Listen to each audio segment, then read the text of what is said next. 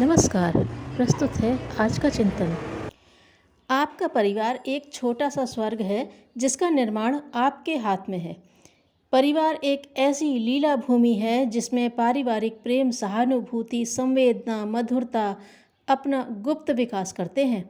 यह एक ऐसी साधना भूमि है जिसमें मनुष्य को निज कर्तव्यों तथा अधिकारों, उत्तरदायित्वों एवं आनंद का ज्ञान होता है। मनुष्य को इस भूतल पर जो सच्चा, नैसर्गिक और दुख से मुक्त सुख प्राप्त हो सकता है वह कुटुंब का सुख ही है।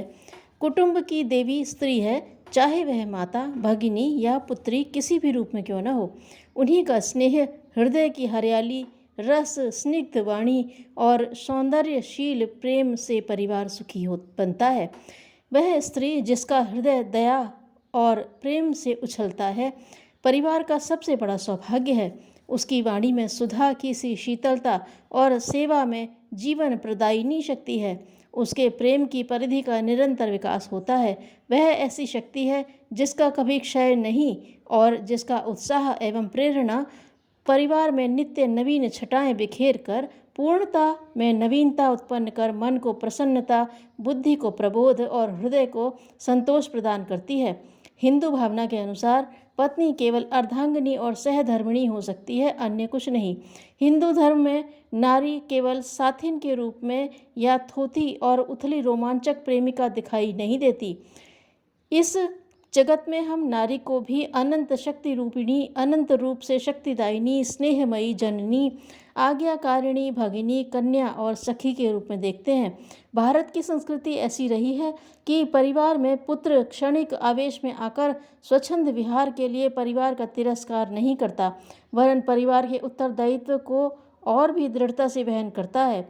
गृहस्थ जीवन में पति उत्तरदायित्वों से भरा हुआ प्राणी है। अनेक विघ्नों के होते हुए भी उसका विवाहित जीवन मधुर होता है।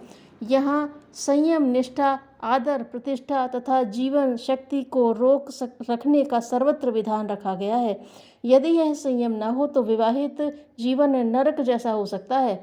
भारतीय संस्कृति नारी को भोग विलास की सामग्री नहीं, नियंत्रक, प्रेरक, साधनामय एवं विघ्न बाधाओं में साथ देने वाली जीवन संगिनी के रूप में देखती है। इन दैवी गुणों का वृद्धि कीजिए। पारिवारिक जीवन में मधुर बनाने वाला प्रमुख गुण निस्वार्थ प्रेम है। यदि प्रेम की पवित्र रज्जु से परिवार के समस्त अवयव सुसंगठित रहें, एक दूसरे की मंगल कामना करते रहें, एक दूसरे को परस्पर सहयोग प्रदान करते रहें, तो संपूर्ण सम्मिलित कुटुंब बड़े सुचारू रूप से चलता रहेगा। परिवार एक पाठशाला है, एक शिक्षा संस्था है जहाँ हम प्रेम का पाठ पढ़ते हैं। अपने पारिवारिक सुख की वृद्धि के लिए यह स्वर्ण सूत्र स्मरण रखिए कि आप अपने स्वार्थों को पूरे परिवार के हित के लिए अर्पित करने को प्रस्तुत रहें। हम अपने सुख की इतनी परवाह न करें जितनी दूसरों की। हमारे व्यवहार में सर्वत्र शिष्टता रहे। यहाँ हमारे व्यवहार शिष्ट रहे। यहाँ तक कि परिवार के साधारण सदस्यों के प्रति भी हमारे व्यवहार शिष्ट रहें। छोटों की प्रतिष्ठा करने वाले, उनका आत्मसम्मान बढ़ाने वाले, उन्हें परिवार में अच्छा स्थान देकर समाज में प्रविष्ट कराने वाले भी हम लोग हैं। छोटे बड़े, भाई बहन, घर के नौकर, पशु पक्षी सभी से आप उदार रहें। प्रेम से अपना हृदय परिपूर्ण रखें। सबके प्रति स्नेह सिक्त प्रसन्न रहें। आपको प्रसन्न देखकर घर भर प्रसन्नता से फूल उठेगा। प्रफुल्लता वह गुण है जो थके हारे सदस्यों तक में नवोत्साह भर देता है। जरा इस चित्र को मन के पर्दे पर अंकित कीजिए।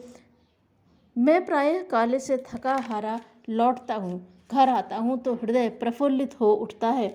पत्नी, भाई, बच्चे जमा है। टेबल के ऊपर भोजन, दूध, मिष्टान जमा है। बाबूजी के आने की प्रतीक्षा की जा रही है। मैं घर में प्रविष्ट होता हूँ। सबसे छोटी बालिका आकर मुझसे लिपट जाती है। पापा आ गए की मधुर ध्वनि मुझे आह्लादित कर देती है। मैं जब जेब से चॉकलेट का एक पैकेट निकालकर नन्ही मृदुला को दे देता हूँ, वह उसी में तन्मय हो जाती है। मेरी पुस्तकें ले लेती है और बैग लेकर रख देती है। सब उसका अभिनय देखकर हंस देते हैं। मैं खिलखिलाकर हंस देता हूँ। एक नई प्रेरणा दिल और दिमाग को तरोताज़ा कर देती है। हम सब एक साथ मिलकर भोजन करते हैं। यह सम्मिलित भोजन हम में नव जीवन संचार कर देता है। आप अपने परिवार में खूब हंसिए, खेलिए, क्रीड़ा कीजिए। परिवार में ऐसे रम जाइए कि आपको बाहरीपन मालूम न हो, आत्मा तृप्त हो उठे। चुन चुनकर अपने परिवार में मनोरंजन के भी नवीन ढंग अपनाते रहिए, लेकिन इन सबके मूल में जो वृत्ति है वह हंसी, विनोद और विश्राम की है। धर्म प्रवर्तन लूथर ने कहा है, विचारपूर्ण विनोद और मर्यादापूर्ण साहस वृद्ध और युवक के लिए उदासी दूर करने की अच्छी दवा है। सरसता का अद्भुत प्रभाव। जिनका स्वभाव रूखा, दार्शनिक, चिंता भरा है, उन्हें तुरंत प्रसन्न रहने का उद्योग एवं अभ्यास करना चाहिए। रूखापन जीवन का सबसे बड़ा शत्रु है। कई आदमियों का स्वभाव बड़ा शुष्क, कठोर और अनुदार होता है। उनकी आत्मीयता का दायरा बड़ा संकुचित होता है। रूखापन परिवार के लिए रेत की तरह बेमजा है। तनिक विचार कीजिए, रूखी रोटी में क्या मज़ा है? रूखे बाल कैसे अस्निग्ध प्रतीत होते हैं। रूखी मशीन कैसी खड़खड़ चलती है। रूखे रेगिस्तान में कौन रहना पसंद करेगा? प्राणी मात्र सरसता के लिए तरस रहा है। वह आपका प्रेम, सहानुभूति, दया, करुणा, प्रशंसा, उत्साह, आह्लाद चाहता है। पारिवारिक सौभाग्य के लिए सरसता और स्निग्धता की आवश्यकता है। मनुष्य का अंतःकरण रसिक है। स्त्रियां स्वभाव से ही भावुक, सौंदर्य उपासक, कला प्रिय तथा प्रेममयी होती हैं। मानव हृदय का यही गुण है जो उसे पशु जगत से ऊंचा उठाता है। परमात्मा को आनंदमय निर्देश किया गया है। क्यों? क्योंकि वह कठोर और नियंत्रण प्रिय होते हुए भी सरस और प्रेममय है। परिवार में सरसता प्रतिष्ठित करने के लिए वैसी ही लचीली, कोमल, स्निग्ध और सरस भावनाएं विकसित करनी पड़ती हैं। परिवार एक पाठशाला है जो हमें आत्मसंयम, स्वसंस्कार, आत्मबल और निस्वार्थ सेवा की अनमोल शिक्षाएं देता है। प्रतिदिन हम परिवार की भलाई के लिए कुछ न कुछ करते रहें। अपना निरीक्षण खुद करें। परिवार के प्रति समझदार व्यक्ति को चाहिए कि प्रत्येक रात को सावधानी के साथ अपने चरित्र का निरीक्षण करे। यह देखे कि आज मैंने कौन सा कार्य पशु के समान, कौन सा असुर के समान, कौन सा सत्पुरुष के समान और कौन सा देवता के समान किया है।